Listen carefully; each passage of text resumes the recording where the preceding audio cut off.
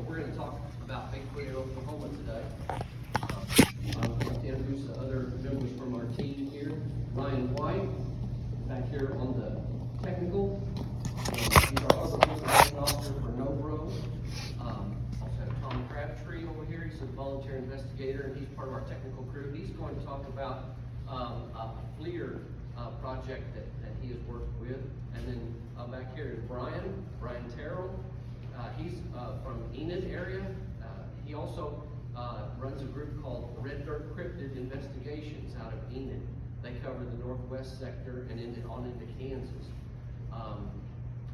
Tom is an investigator for Central Oklahoma here. I'm for Central Oklahoma and Southwest Oklahoma, and Brian is from Northeast Oklahoma, so he covers that district. We have other investigators in our group also. Ryan, after I do an introduction and some run through our basic program, then Ryan is going to talk about the N.O.B.R.O website and all the resources that are available there, and also evidence that we collected from Oklahoma and presented there, and then how to get in contact, how to file a sighting report, things like that. So Ryan's going to run over, and he also has a sightings database on there where you can pull up a map of Oklahoma and see where Class A, which Class A is a visual sighting, has been reported, and so you can track those. He also has a link to a database where you can click on that sighting and it will tell you, it'll show you the report that was made. So some very neat resources there. Brian is going to talk about the work of the Red Dirt Cryptids, and we often don't think about Bigfoot, things like that for northwest Oklahoma or even Kansas, but Brian's got a lot of interesting stuff to talk about. So we're going to get started and run through it, and we'll try to keep the program moving. What we'll do is after Tom's presentation, then we'll open it up for general questions and discussion. And if you have a sighting report, if you'd like to talk about it, we'd love to hear it. And if we'll be hanging around here afterwards. If you'd rather come tell us then, more privately, and then we can show you how to fill out a sighting report and get it into our database. You can do that anonymously or however you want to do that. We understand privacy concerns, and so, but we're just here to help folks talk about this subject, learn about it, and okay. All right. In Central Oklahoma, we investigate sighting reports and do some research along the North Canadian River, say from up as far as Boiling Springs and Woodward area, where Brian is at, all the way down here to the east side of Oklahoma City. The North Canadian River runs through Oklahoma City. One of our main areas is Stinchcomb Refuge that we've looked at, things like that. But we've also investigated areas out near El Reno, near Calumet, places like that. So the Concho Casino area. Okay. And that is typical habitat along the North Canadian River. You think about western Oklahoma as primarily grassland, prairie, that sort of thing. But along the waterways, you have very dense woodland areas.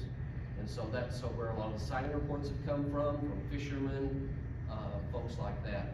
And the sandbars are excellent places to look for evidence, footprints, things like that. So, okay. Now we are affiliated with a statewide organization, the Native Oklahoma Bigfoot Research Organization. That was begun a few years ago, back in 2014-15. It was created by 3 tribal members.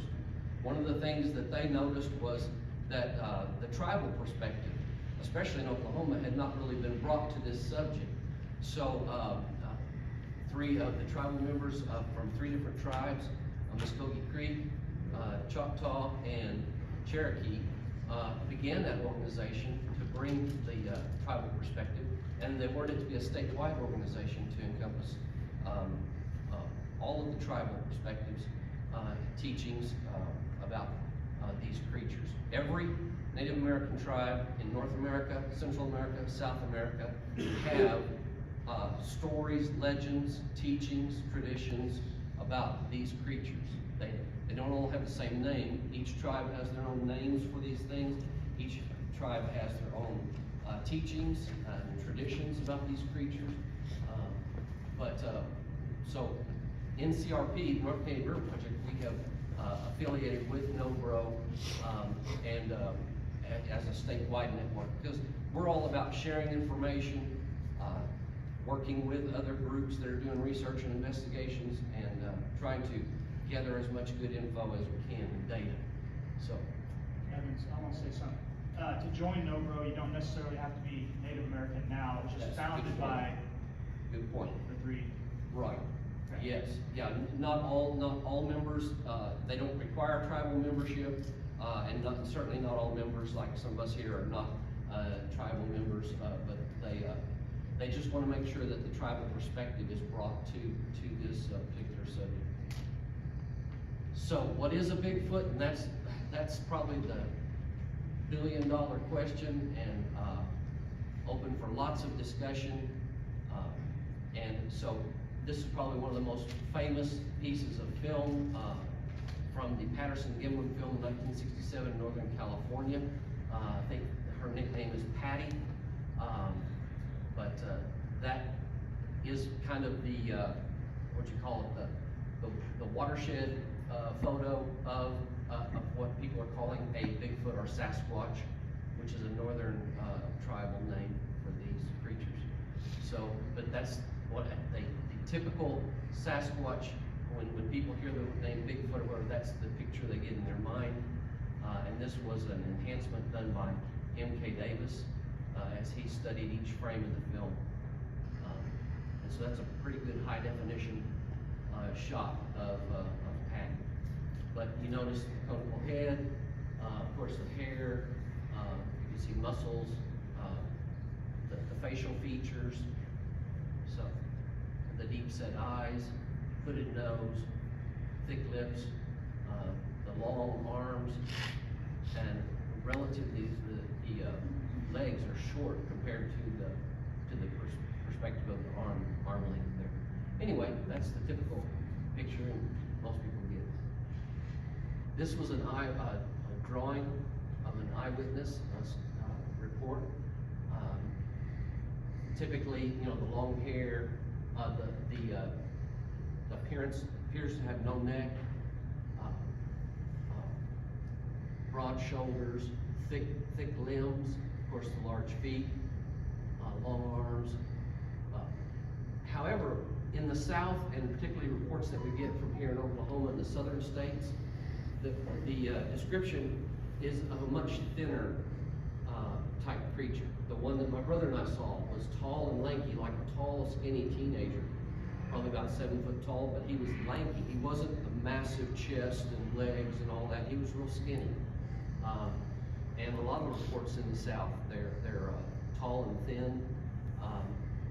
That's open for a lot of debate. What could cause that? Climate, diet, nutrition. Why would they appear thinner than, say, the counterparts that you hear from reports to the north and to the western states? But that's a typical, just what we call typical description of Sasquatch. Okay? This was a trail camera photo. It's an enlargement of a trail camera photo taken in southwestern Oklahoma by Randy Yepaw, a member of the Kiowa tribe, from 2001. If you can see, I don't know if we can dim the lights any further, Sherry. Okay. I don't have a pointer, but you can see the right eye, the iris, the flash from the trail camera, the old style trail cameras, the flash is reflected in the left eye. If you look just where this piece of grass or limb is going diagonal, that you can see the hooded nose behind that, and then just below that you see the lips. Is that? So that is a great photo. This was taken down in Caddo County, I believe. Okay? And then we had a graphic artist that took that photo and interpolated what the face might have looked like if you removed the brush. It was really interesting. And what's interesting is that the eyewitness descriptions that we get of the face they talk about how the eyes were solid black and it filled the entire eye. They didn't see any white outside of the iris. The iris completely filled the eye. So I just thought that was really nice confirmation of that what the witnesses are seeing is a completely filled eye. Okay? This is not current, but it does give you an idea of the number of sightings, Class A sightings in Oklahoma, and you can pick out hot spots, and a lot of those hot spots, you know, are near, particularly near major rivers, major lakes, things like that in Oklahoma. So it gives you an idea of areas. And if you notice, Canadian County, West there, 51 reported Class A sightings. You know, North Canadian River runs through there, so it's a major source. And you can probably pick out some of your favorite areas, like the southeast corner, of course, where we have the N.O.B.R.O conference each year, Kiamichi Mountains.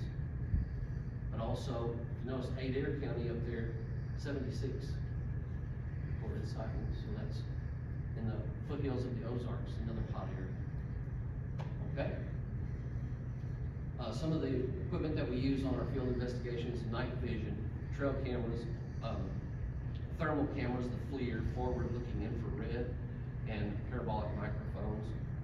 It's just some of the gear that we take out in the field when we're doing the investigation. When people make a sighting report, we ask if it's possible that we can come out and take a look around, get them to walk, show us where they had the sighting, and look for other evidence in the area.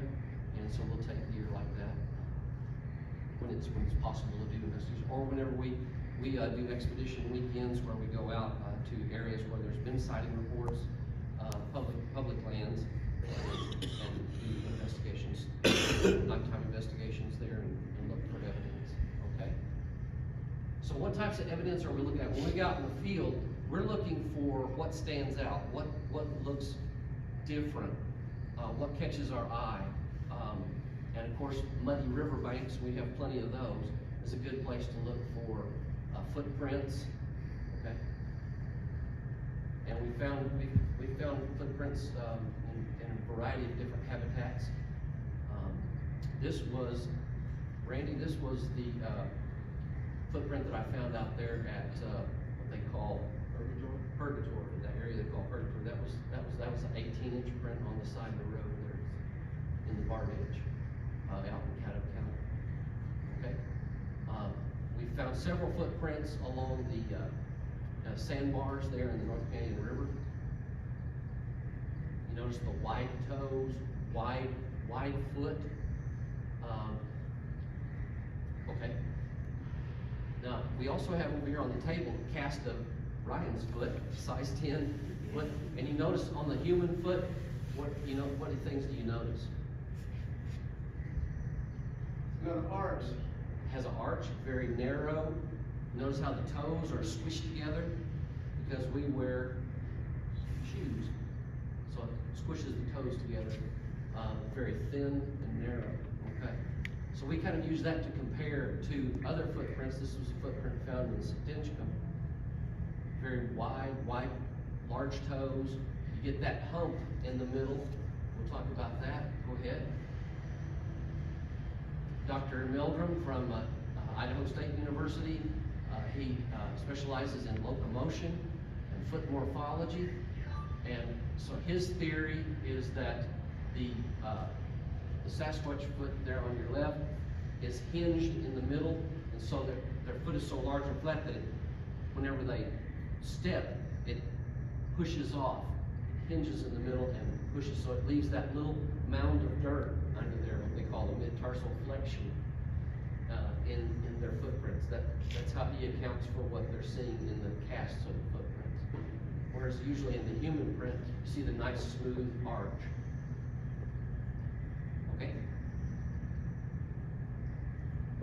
Alrighty. Don't see any differences in this print. It is long and narrow. So that's a toss-up. I mean, that could be human or, see, that's 11-inch, maybe 12 inch if you stretch it out, print, so that's not out of the realm of human. But what's interesting is, and one of the things that we look for too is evidence of dermal ridges, the little lines like on the palm of your hand and the palm of your feet. Your skin leaves little ridge lines. So that's how you can tell also if a track has been faked, or if it's just a piece of plywood or a stamp, it's generally not going to have those dermal ridges. But whether it's a human print or a proposed Sasquatch print, you can tell if it's an authentically a footprint if you can find evidence of those dermal ridges. Okay? This was a trackway found in Stinchcomb, and it just some odd things. You know, we talk about looking for things that stood out or looked odd. Whatever this was walking down the bar ditch. There's a perimeter fire road that goes all the way around the outside of the refuge for access for safety and fire control and things like that. It's just dirt and it's mud most of the time, so it's really good for finding prints. But what I noticed about this trackway was it's in the bar ditch. Now, out in the road, you find lots of boot prints, shoe prints, animal tracks, you know, deer, all that, coyote, dog. But whatever this was, why did it walk in the bar ditch where it was even muddier? And when I found this trackway, it came out of the woods, not on a trail, it just came out of the woods. And it went about 20 yards and went right back in the woods, not on a trail. Just brush busting. So, also the length of stride between, and do you notice anything else unusual about the trackway? It's straight. The footprints are one right in front of another, and the stride is significant between those. But if you look at human prints, footprints on the road, their boot tracks are offset. You know, shoe prints are offset. Where humans, we kind of walk side to side. These prints were straight on the straight road. So, just interesting. You see how deep Do you understand that they are pigeon-toed? No, well, the theory is, yeah, In space, but like real close to each other. right. The theory is that they walk like a tightrope walker type of style of foot, and whether that aids them in walking through the woods and being quiet is by using that straight gait. But, okay. Just recently, we were out at Stinchcomb, our entire group, and out in the area there that had been flooded and then receded, we found lots of footprints. Of course, there is duck hunting that goes on out there during the season. It's kind of the end of that season now. But we did find lots of boot prints of typical sized, you know, human boots, and you would always find the tread in those. You could see the tread marks from the bottom of the waders and field boots, stuff like that. But then further out, we found multiple sets of these larger prints. You know, 12, 14-inch foot in a hunting boot, that's normal. But we got there, we were finding prints 17, 19, 21 inches in length. That's plus you can also see where the curve of the toes, things like that, and the impressions were much deeper. Here's a sample of one that we actually peeled out of one of the tracks. Yeah, well, what we felt had happened was, what we think happened was, when it, as the water was receding, of course, there was a huge area of cattails surrounding this, and you know how the cattail fluff, the seed head begins to deteriorate, and all of those. So that was, believed that was floating on the water in just a couple of inches of water, and when they would step, they were pressing those cattail seeds down into the mud. So you could literally, like Tom had over there, you could just peel out a copy of the footprint.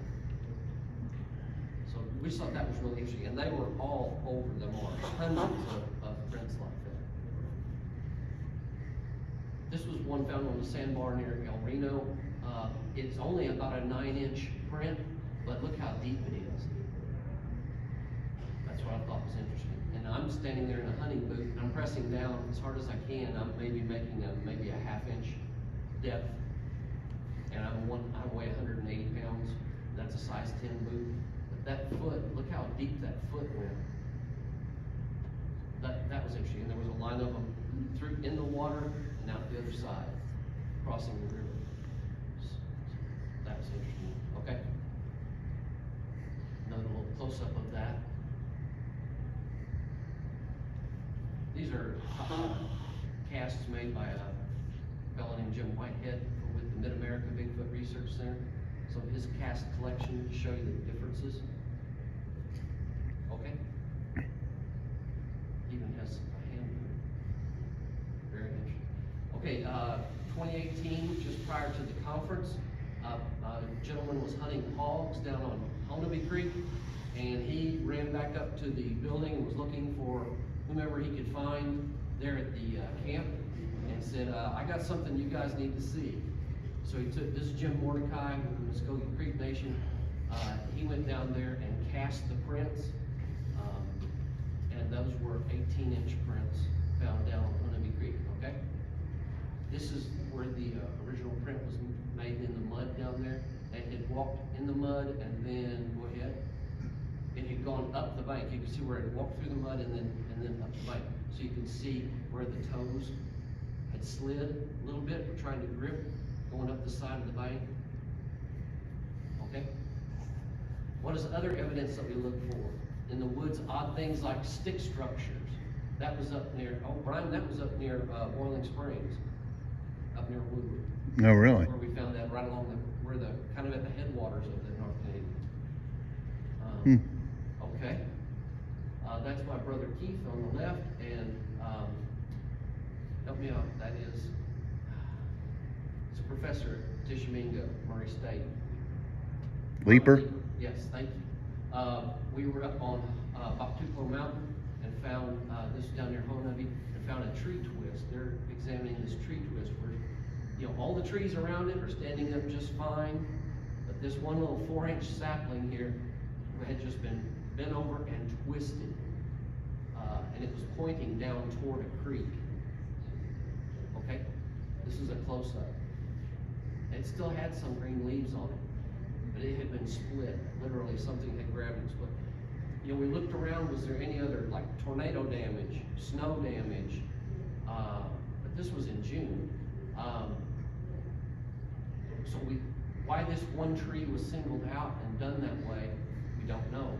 But there was no other tree damage around it. So, and it was one of the smallest trees there. So and there was nothing laying across the top of the tree to where maybe, you know, we're trying to come up with theories, did another tree fall across it? But we couldn't account for a reason why that tree had fallen and twisted like that. But why, and there's, you know, theories that they do this as some kind of marker. Why they do it, I don't know. It could be a dominance thing too also. Could be territorial marker, could be pointing toward down the hill toward where there's water. Just don't know. But that's the kind of unusual things we're looking for. This was right along the roadway, or actually this old logging roads, a little 2-track dirt road, but you have a small tree that had been split and bent over, and then right to the left of that X is where a game trail was, and for some reason there was 2 small trees put in an X formation right next to that trail. Just odd things like that stick out that we notice. There's an archway. This was in Stinchcombe. What you can't see is the top of the tree over here to the right was actually held down with greenbriers. Greenbriers have been wrapped around the top of the tree, holding it down. What the archway means, don't know, but it was interesting. That's the kind of stuff that we're looking for, stuff that sticks out like that. Go ahead. This was an investigation. That's Jody Blaylock from El Reno on the river there, where something or someone had damaged the river gauging station. That's 3-inch galvanized pipe. steel pipe. It had been, and it was originally standing, and had an antenna on the top. And this was the control box down here in the left corner.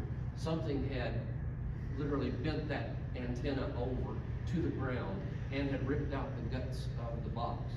The box was electrified, so if it was kids or something, I mean, it took a real risk messing with, and it had torn the doors off, it had torn the guts out of the box, and bent the antenna completely to the ground. But anyway, it's interesting stuff like that. That T-post, if you can imagine the strength that it would take to bend a T-post like that, just odd, very odd stuff. Did a Bigfoot do it? We don't know, but just with something that stands out by itself like that would take strength to do something like that, it's just interesting. Okay? This was on the banks of the North Canadian River near El Reno, near Concho, on Fleer. We were up on an elevated old bridge looking down along the riverbank. Something was on the Fleer. We had it set where white. If something's giving off body heat, it shows out as white. Something was sitting there in the brush, and we watched it for 20 minutes. Then another noise on the other end of the bridge. So we go down to the other end of the bridge, we come back, it's gone. So just interesting stuff like that. But you can see the general outline of shape. That's a very interesting shape. But it moved very little. It would move side to side. Sometimes it would raise up just a little. Something was watching us while we were watching it. Something else caused a distraction, so when we come back, this was gone. Interesting. Also, audio evidence, vocalization. That's just Same thing. yeah. Okay, you want me to go to the next slide? Yeah. So you should be able to just click that. There we go. Okay. Whoop, back up one. These were different sounds recorded in Michigan.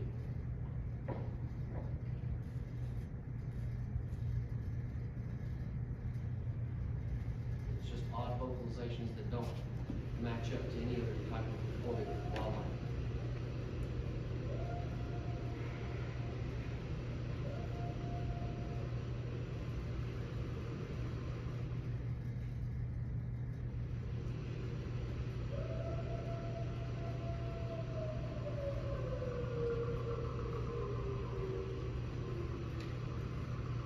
How long and drawn out that was, and then it drops off at the end.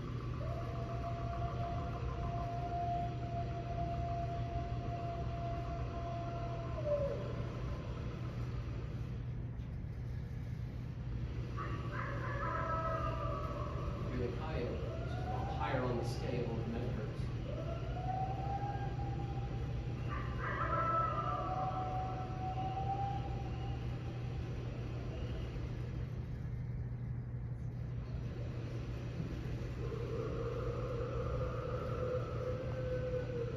That changes voice completely. And the N.O.B.R.O screen wasn't working on this. Do you have it on the other? This was a screen that was sent to me and was said that there was it was recorded down near Broken Bow.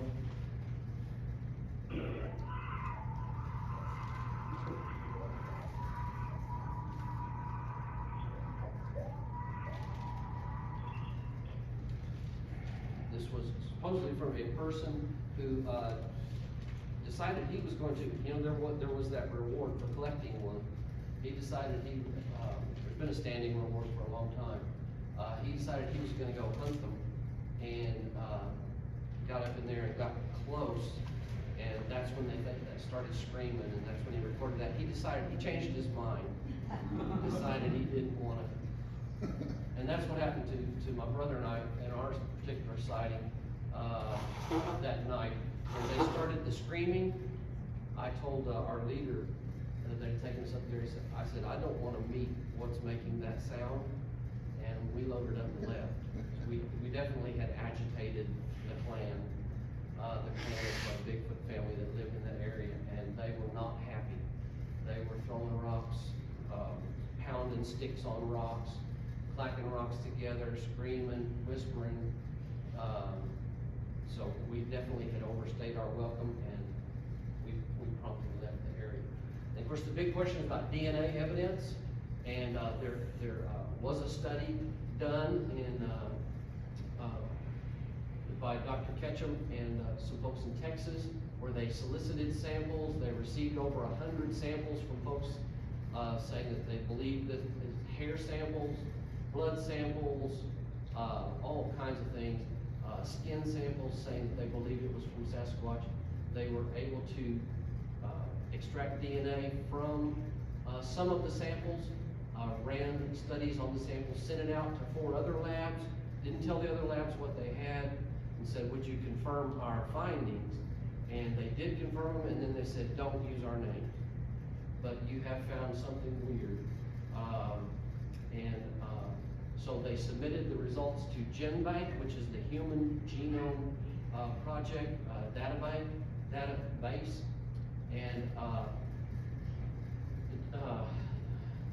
GenBank would not publish the results, but they sent it to the wildlife DNA called ZooBank, which catalogs all wildlife species DNA samples. And ZooBank did accept the results and actually assigned the scientific name Homo sapien cognatus, and that in Latin means blood brother.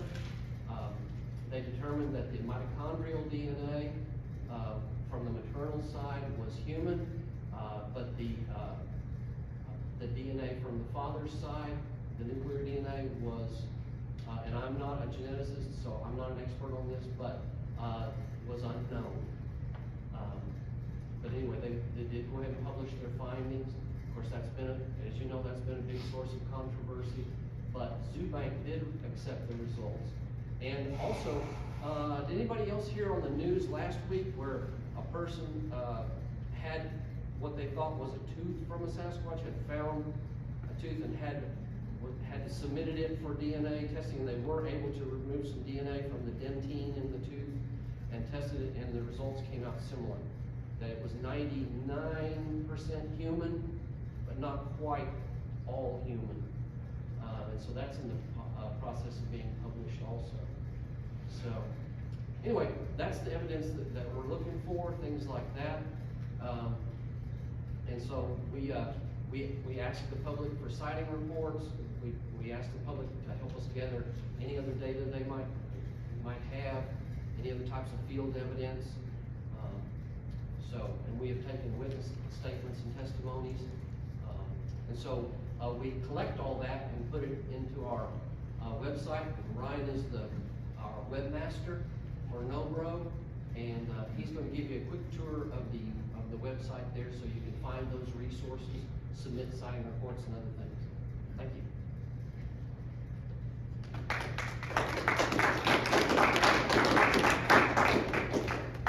Hey guys, my name is Ryan White. I represent the Northeast District of Oklahoma for N.O.B.R.O.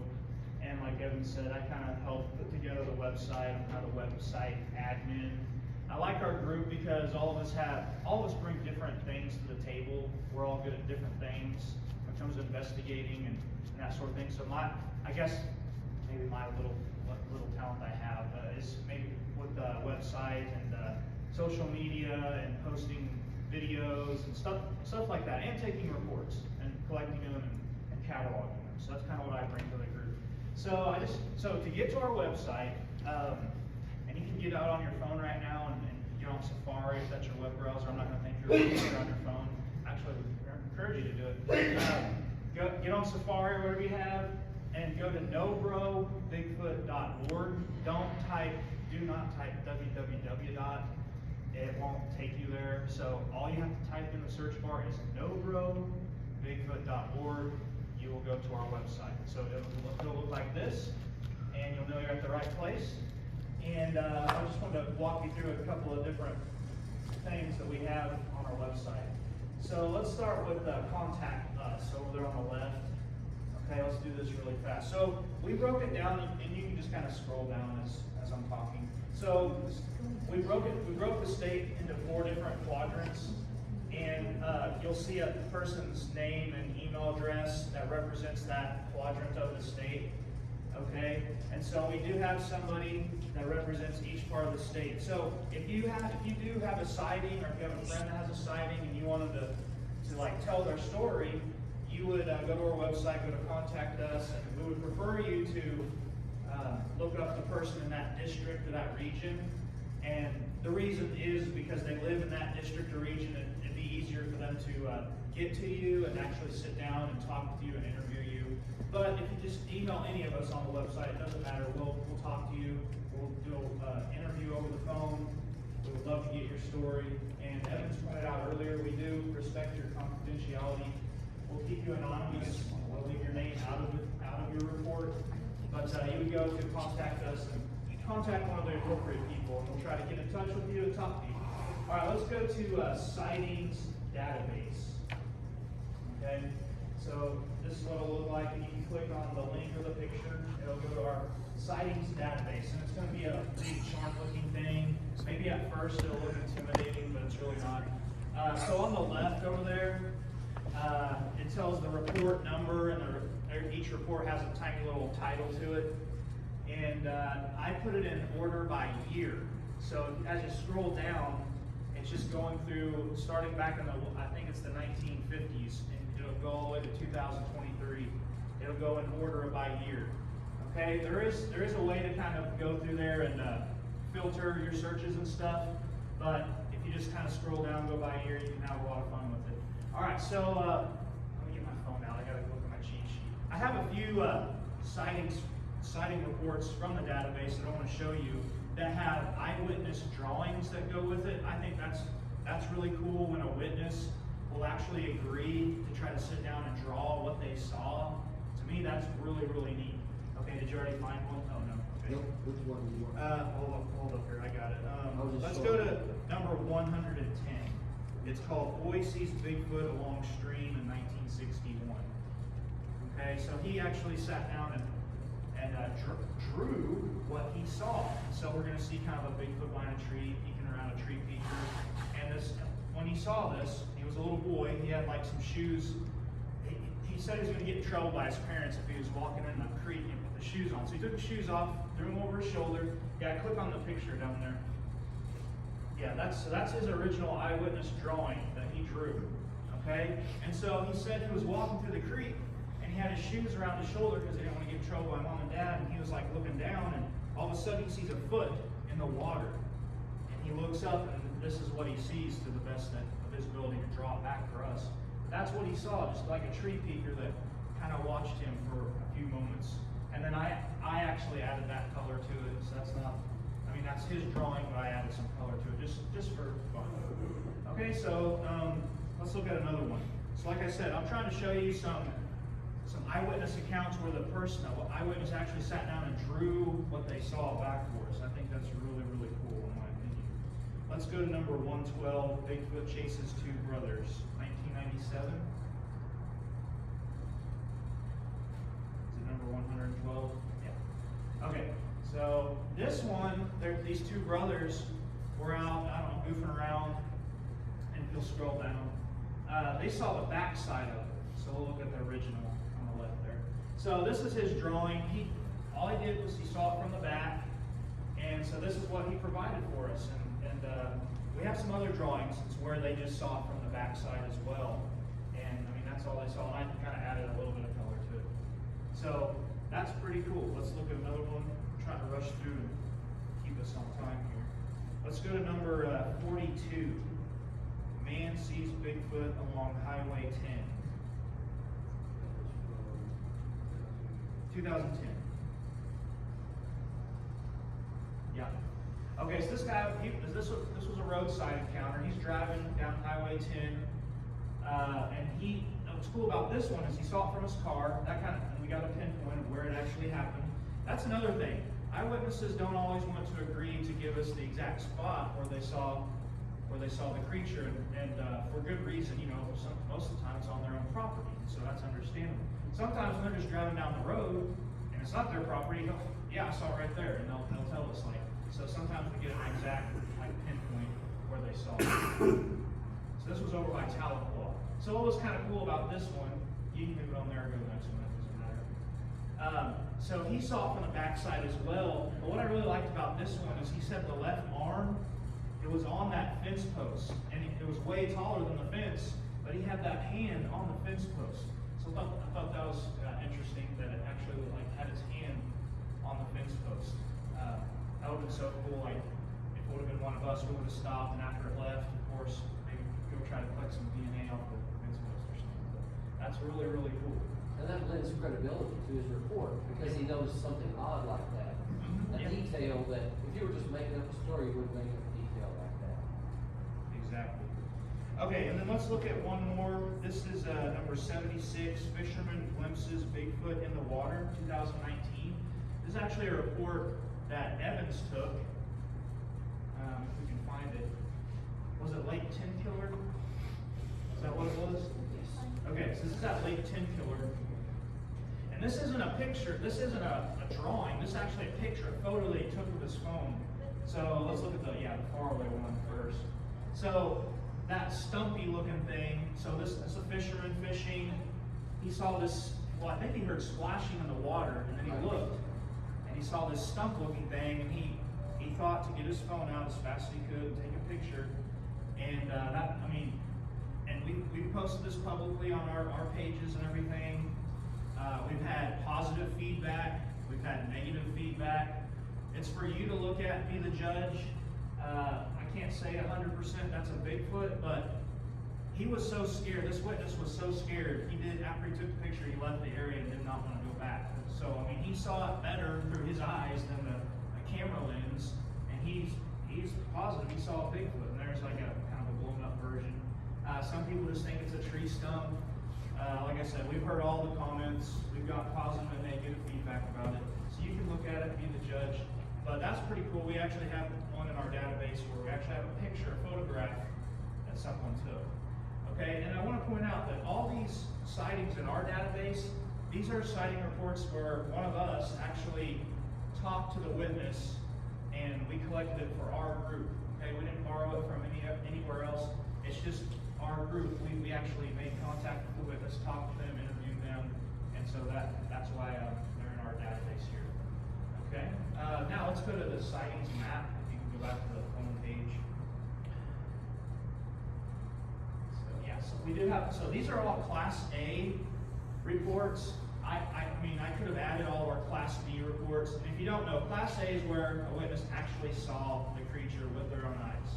A Class B is like where they found other clues, making them think it was a Bigfoot, like footprints, tree structures. They heard vocalizations. They didn't see a creature, but they experienced some kind of clues that made them think it was a Bigfoot. That's Class B.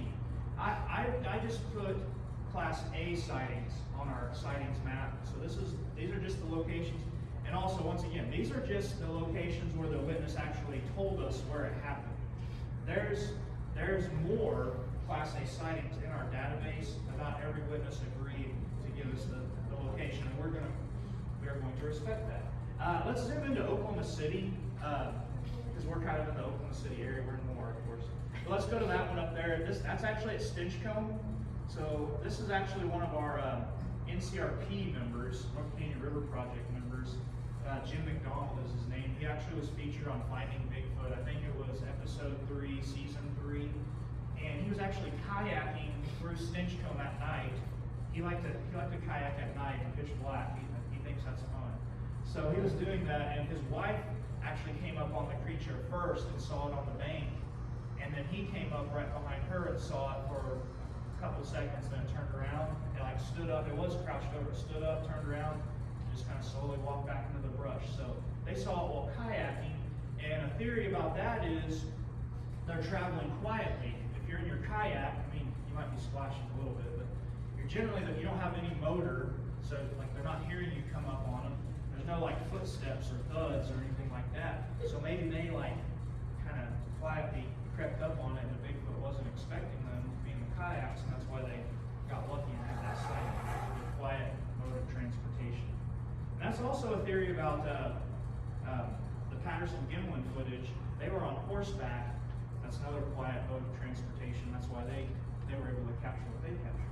Okay, let's come down here to Lexington. This is kind of in our area right here. I'm just pointing these out because these are kind of the closest ones that we have in the area today that we're at. So this was from Lexington Wildlife Management Area. This was a off-duty corrections officer. I think he was driving in this area, and I think he was eastbound. He was getting ready to turn north on this curve coming north, and he actually saw the creature at night in his spotlights. He saw it before he turned north to go north. So that was an actual Class A sighting right there. Okay, so so anyway, you can get on the sightings map and search around and have a lot of fun and look and find all kinds of different stuff. Okay, let's go to the tribal traditions page. So earlier, Evans mentioned that we like to give the tribal perspective from our group. So we do have a tribal traditions page, and anyway, it goes through each tribe's name. We did some research and we tried to find the different names the different tribes are using for this creature. I want you to go all the way down to, I want to keep going. Oh, okay, stop right there. This is Isti-Japka. So this comes from the Crete. I'm trying to remember the gentleman's name that provided this. Does it say up there? No. No, go down. Right there. Yeah, Johnny Dyken of the Muskogee Creek Nation. I've had some conversations with him over just email and stuff, and he provided some of these drawings. So this version of their Bigfoot had a tail, and so like the legend was, if like they'll tell the kids, if you're out in the forest and the Bigfoot or Isti-Japka does like if you whip his tail, it'll make you forget, get lost in the woods. So I thought that was pretty interesting. If you'll go down one more, Johnny Dyken provided these drawings to us, and they look fantastic. I think the one on the left is also Isti-Japka, and it's captioned underneath, and this one on the right is just a general Bigfoot drawing. But I think that's really cool that we have some Native Americans willing to submit some artwork. We'd like to get more. Okay, so anyway, you can go through there and you can find all the different names for Bigfoot, Sasquatch, and the different tribes. Okay, and the last thing I'll talk to you about before I go is the evidence page. So you can click on our evidence page, and I kind of have it broken up into 4 categories: tracks, casts, audio, and visual recordings. Okay, stop right here. So these are some good pictures of the cattail seeds that they peeled up from the marsh and stench cone. Here's some different ones of the different sizes. So that's on our evidence page to look at. You can see the rulers and the measurements. So I just wanted to point that out real quick.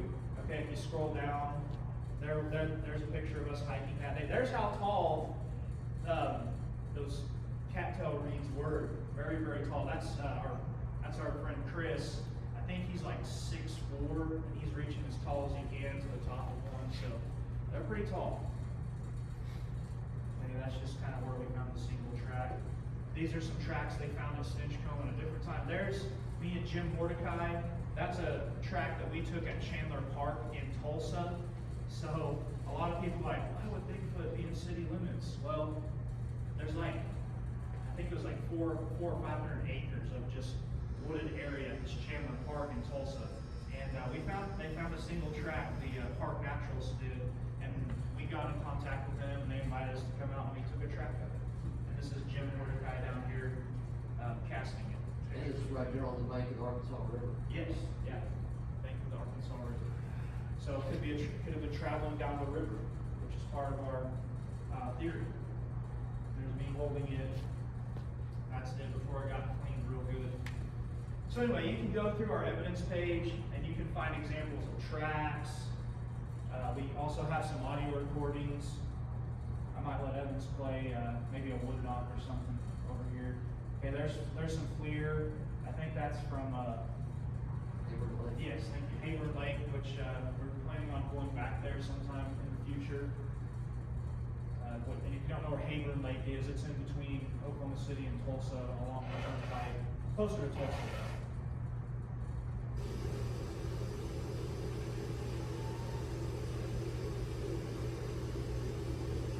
Okay, that's actually from Evan's recorder at N.O.B.R.O, correct? That was from N.O.B.R.O? Let's see. See, go to the bottom. No, this was from Haber. Oh, okay, these are Haber, sorry. Yeah. Okay, click on the one down there, the wood knock that I did, down there, right that one. Right here? This is just a single wood knock at Haber Lake around 9 o'clock at night. I heard it, but you probably didn't. You did hear it, okay. You're closer than they are. I'm just kidding. So anyway, you can go on there. There it is, little pop, okay? Anyway, you can go through there, have a lot of fun, listen to the recordings, be your own judge. Okay, you decide for yourself, but these are just, now, so we want to establish the difference where this is evidence that makes us think it could be Bigfoot, but we're not proving Bigfoot, okay? But it's evidence leading us to think that it is Bigfoot. And then there's tree structures from different areas of the state. So that's my presentation. Thank you for listening. Please visit the website, N.O.B.R.O. We also have a Facebook page. It's more popular because social media is more popular nowadays. Just to get on a social media site than go to a website. That's kind of getting old. But there are more features on the website. You can kind of do a more in-depth look than sometimes what we post on Facebook. But give us a like on Facebook. Visit the website. Please get in contact with us. Thank you. At night. So, our eyesight's not the greatest, compared to animals, so we're always trying to get the edge. So what we try to do is deploy thermals. We use the smaller version like these that work, FLIR makes them, but they're very expensive, it's a problem. And none of us are really rich, so what we try to do is use infrared, but we've had issues, or we think we have issues with the infrared because we think that they can see that, and for whatever reason, they seem to hide from game cameras and anything that's infrared because it is actually a beam that goes out there. So we decided to start using thermal. Me being a poor guy, I kind of got to looking at different ways and cheaper ways to come up with thermals. Come to find out, the gentleman who told me about back in 2000 to 2003, Cadillac came out with an option called it's made by Raytheon, it's an aircraft company, but it was an option for when you're driving down the road that had this thermal stuck in the grill of this Cadillac to say, see maybe deer or pedestrians in front of them to keep them from, getting hit. Not every Cadillac had that, and I think they only done it maybe 3 years. So anyway, I started picking around ideas, what can I afford with the thermal? And I wanted something with some good quality. These are kind of bulletproof. They're old, they're getting old, I can't find parts for them anymore, but what I came up with is something we use in camp, or say if we're in a blind, or we put these in tents, we put them in the back of cars, and actually we put them on top of the car using the magnet, driving down the road, and we scan the side of the roads. So we came up with this wireless remote, pan and tilt. Let's see. Do this, and you can be a long ways off. And I actually went to Wi-Fi. In the beginning, I didn't. I had to have a cord running to it. So I finally come up with a Wi-Fi system. Technology's got better, it's got cheaper. So anyway, we use this at night. And this will pick up a mouse. You can see a mouse playing 75 yards away, out in the brush. And, we've seen something peeking behind trees. comes outside, and some of it's questionable, you know, it's hard to tell. These creatures, they think they can see you or you can see them at night. They don't know that we don't have great vision at night. So they're even hiding behind trees at night, you know, checking you out. So we're using any kind of technology we can get the advantage of. And we had a lady one time, we had a thermal right here.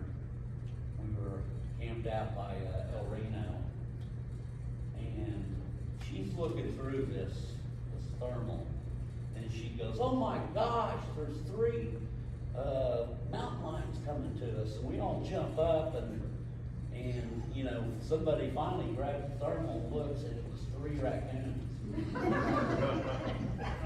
We about jumped out of our skin, but all she could see was a thermal image with 3, and then she couldn't tell by what the size was, but that was pretty funny anyway. But this is kind of what I could show you.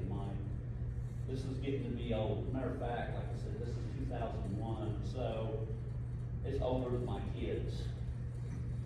So anyway, this is an image of me using it at night, so you can see, you know, complete darkness. This is me playing around with it.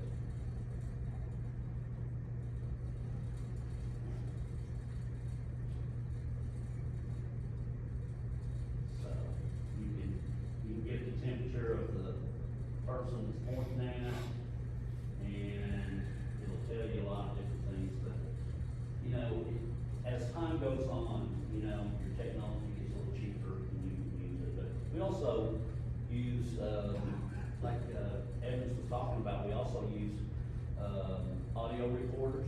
We actually put them up in trees. We've got some really interesting recordings from that, and also we use called parabolic mics. Parabolic mics, they use them in N.O.B.R.O, and you can hear somebody, you know, playing way over there.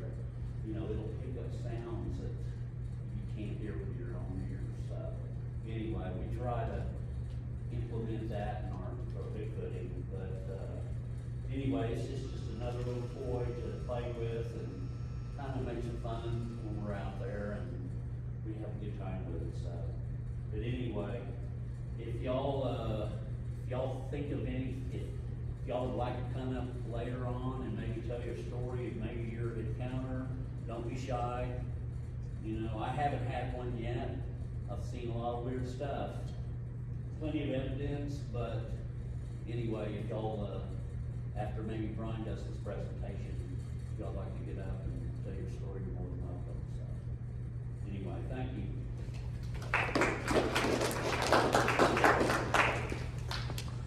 Vehicle? Yeah. And we were able to drive the county line roads, in the area and sweep with the FLIR.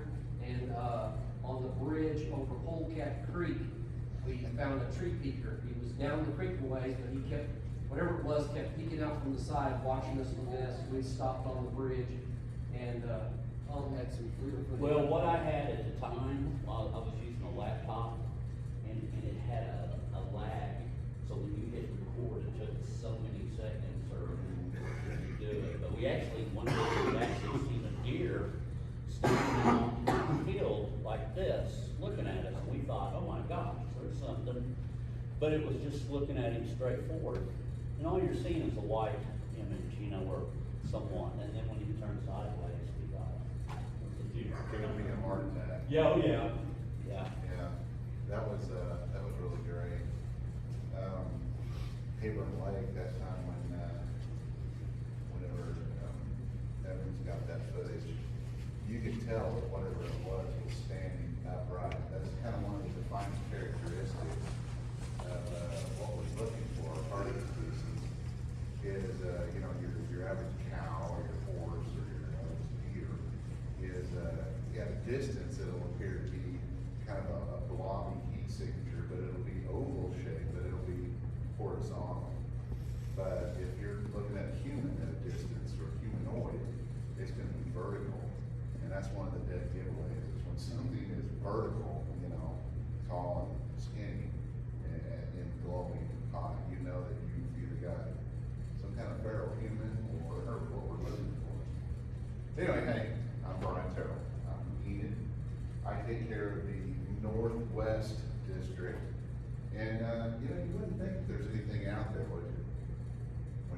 about northwestern Oklahoma and Kansas, and you get this image of these rolling wheat fields, that's not true.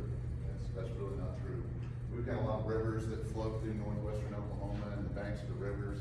We've got great big, huge, tall trees. We've got, wildlife management areas. We've got a lot of hunting land out there and a lot of habitat. Now, before I was fortunate enough to meet these guys, I started my own regular cryptid investigations Facebook page and trying to reach the people in my immediate area. It was kind of difficult to get people in northwest Oklahoma to talk about these things. And I thought, well, step one is create a platform for people to talk to. And I've got cards up here if you want them. But I started this and I started reaching out and networking and stuff. And I was fortunate enough that I met Ryan White. And because he grew up in Alabama, which is kind of my territory.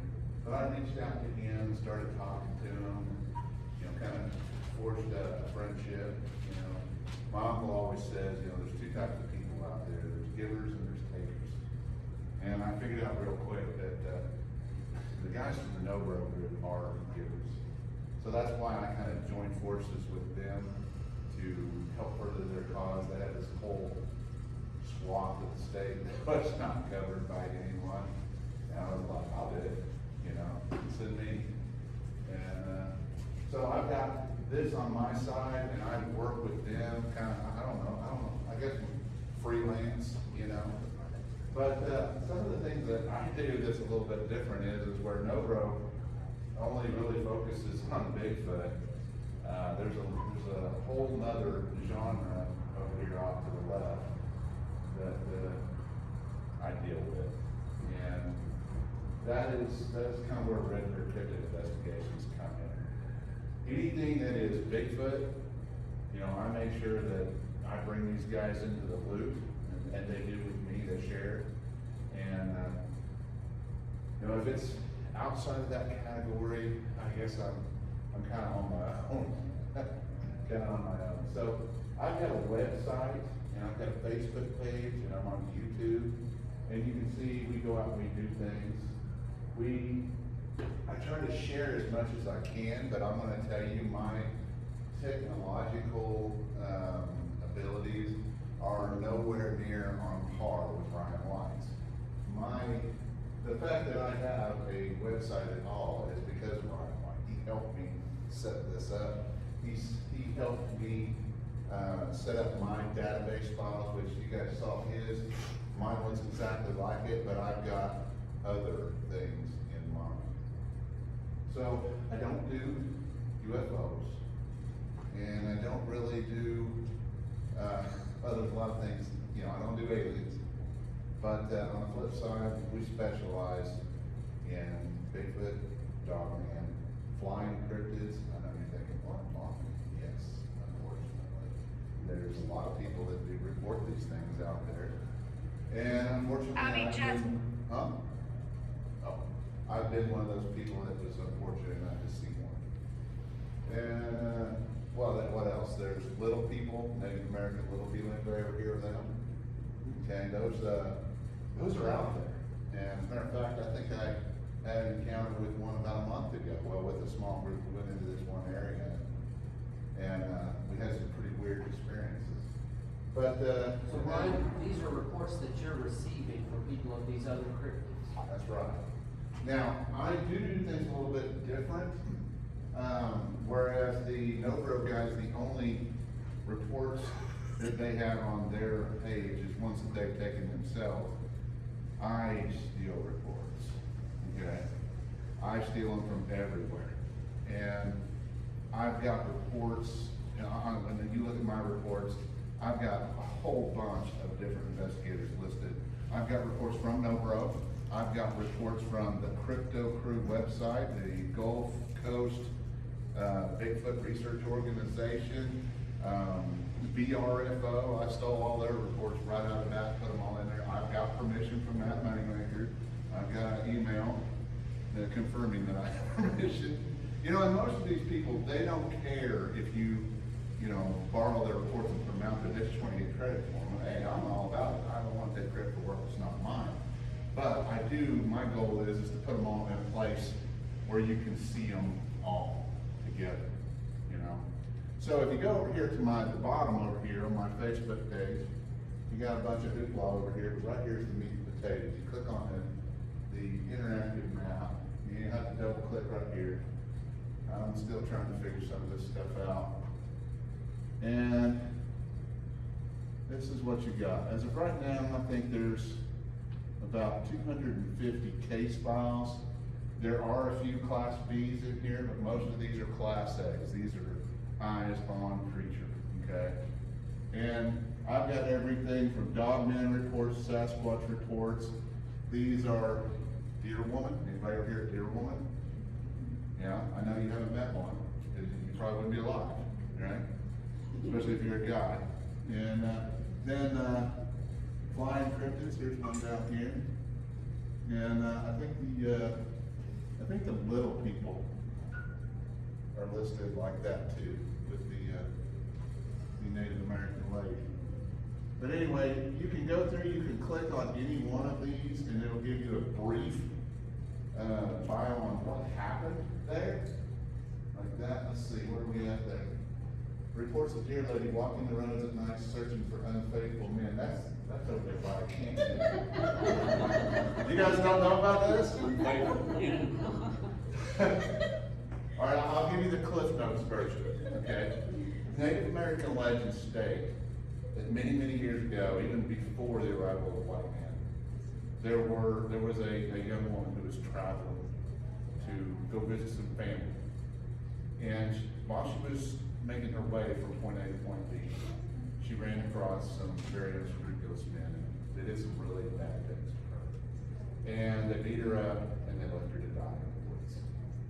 And as she was passing away, a doe deer came up to her and laid down with her. And when she died, their two spirits merged together. And she became this spiritual entity. Okay?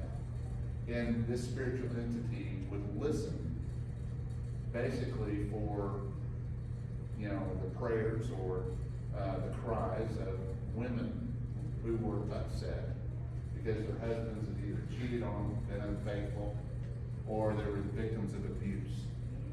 And she would come out and avenge them. She would present herself in different ways to men, and they would be tested and judged. And if they don't, if they didn't respond in the proper way, they would pay with their lives. And it's very common in Native American lore. Most Native American men will not pull over and pick up a pretty young Native American girl after dark walking down the side of the road. They will not do it. You know, they don't even want to find out if they're good or not. You know, it's kind of risky. Some of them say that she does judge them justly, but there's really not a lot of reports of people meeting a deer woman and living through it. But she also has this really bad habit of liking to show up at certain types of ceremonial situations and reminding people, probably the men, that she is still here and ready to do business. She has been known, she showed up over here a couple of years ago in N.O.B.R.O, just outside of the casino, and was seen dancing on a hillside, and then she vanished. Up here by White Eagle near Ponca City, you can't see it because there's too many of them up there, but she showed up at a stomp grounds during a dance and was dancing out in the middle of the dance grounds. And I guess somebody noticed her feet. That's her defining characteristic. She has deer feet, hooves. And when somebody notices her, she either runs away or she vanishes. You know, that's kind of a hot spot right there. A lot of stuff that happens right there. But there's a lot of places all over northwest Oklahoma and all over Oklahoma that there's all these very strange encounters that happen, and people are fortunate, unfortunate, I'm not sure, as well as see them, you know? Most people, when you, encounter something like this that doesn't make any sense, you know, usually what happens to these people is they go and they tell somebody. And every time you tell somebody you see this, you're rolling the dice. Because they're either gonna go, really, that's weird, or they're gonna go, you're irritating. Okay? And chances are they're gonna eventually, one way or the other, they're gonna give up the laughing, and then they're gonna shut down, they don't talk. That is the reason why we don't hear about these things. In Northwest Oklahoma, people do not talk about these things. And it's a shame, because I think everybody is here today because they've either had an encounter or they're open-minded enough to realize that there's something else possibly out there. And unfortunately, what you're looking at right here, it looks like a lot, doesn't it? That is nothing compared to what is really out there. They estimate that less than 1 in 10 reports get reported. Most of them don't ever happen. A lot of stories die with people. You know, or maybe they told their kids or something, but for the most part, most reports go unreported. And that is probably the primary thing that I would like to encourage you guys to do today, because there are multiple steps. The fact that this one right here, the fact that you guys get to know that something happened just outside of Dallas, Oklahoma today. There was a lot of steps involved in that report, making it from what happened on site to you today, getting to have access to that. What do I mean? Well, first of all, that individual that it happened to, they had to have the courage to speak up to somebody, right? And that alone is a huge task. You know, we live in a day where we don't want to get laughed at, and older people, it's even worse. You find anybody that's older than me, you know, I'm 50. Anybody that's older than me, they grew up in a time where if they thought you were nuts, they'd lock you up in an insane asylum, you know? And we laugh, but that was a real fear for people. I mean, that's what they did with John F. Kennedy's sister. Oh, she knows too much, we're gonna lock her up, we're gonna, you know. It was a real fear for a long time. Now today, they've shut down all the insane asylums, thank God. And now we just, you know, medicate them.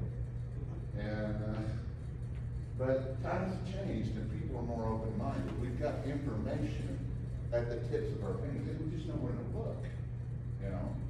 What were the darker creatures? Huh? What were the bigger, darker creatures? With the, Yeah, those things. those are Gotham encounters. What is that? A werewolf. Okay. Basically, yeah. Or, We call them shapeshifters. Yeah, It's a shapeshifters. Well, Okay. from what I've been told, dogmen come in 3 different varieties. Now, I know there's different variants, but there's 3 types. There's basically giant wolves that are born giant wolves. There's a breeding population of them, okay? There are shapeshifters, and it is believed that they are Native American,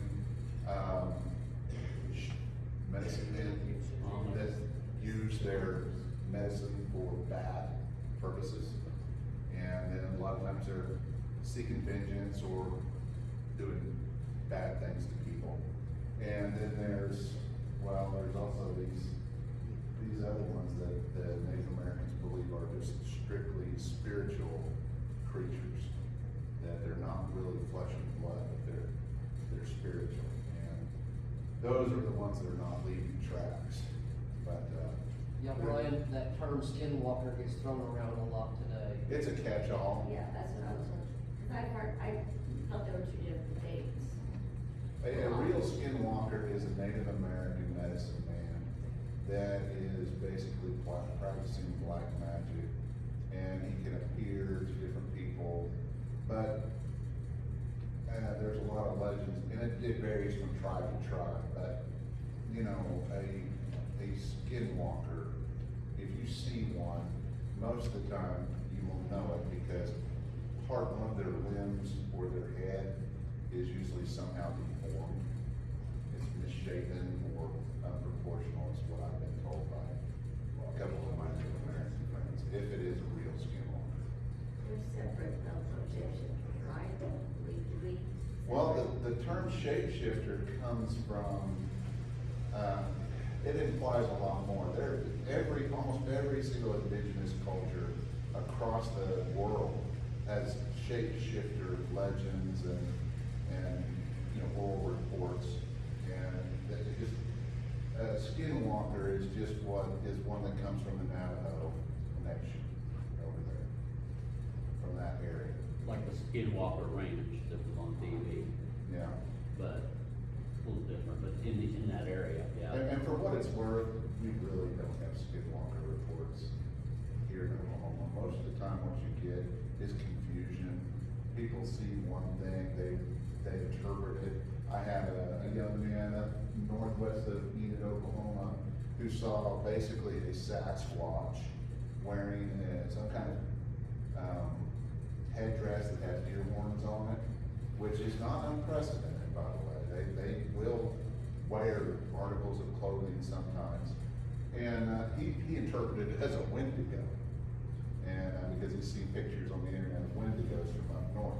We really don't have Wendigos out here. And he saw it turn to the side, and I said, well, did it have a long muzzle? He said, no, it had a flat face. And so I think you saw Sasquatch. But anyway, we're probably pushing our time limit. I'm sure that you guys probably have questions and other things to do. You can always, if you have particular questions for me in particular, just grab one of my cards, hit me up. You can hit me up on Facebook Messenger. I'm always getting reports that way. It's probably the easiest way. Almost everybody here has Facebook, right? I guess. So feel free to holler at me afterwards. If you guys got questions, we're here. Now's the time. Good, yes, we would like to hear your story, your encounter. Be sure to talk to us, we'll be around. We do have one more special guest, so if you have your cameras ready, we have managed to capture a local. For an extra fee, he gives kisses.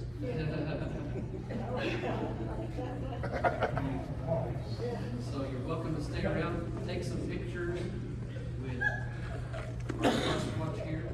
And if you have a story that you'd like to tell us, an encounter or a report, something like that, we'll be here. We'll be around for a bit until the library kicks us out. And we appreciate Sherry coordinating this for the library today. Appreciate the invitation to speak. And we appreciate y'all taking your time to come out and see the program. Thank you very much, and come tell us your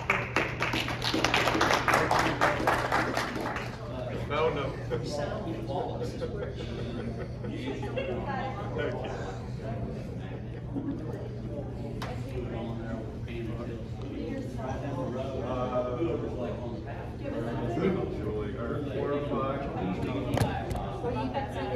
I'll send it to Julie. She can send it to you.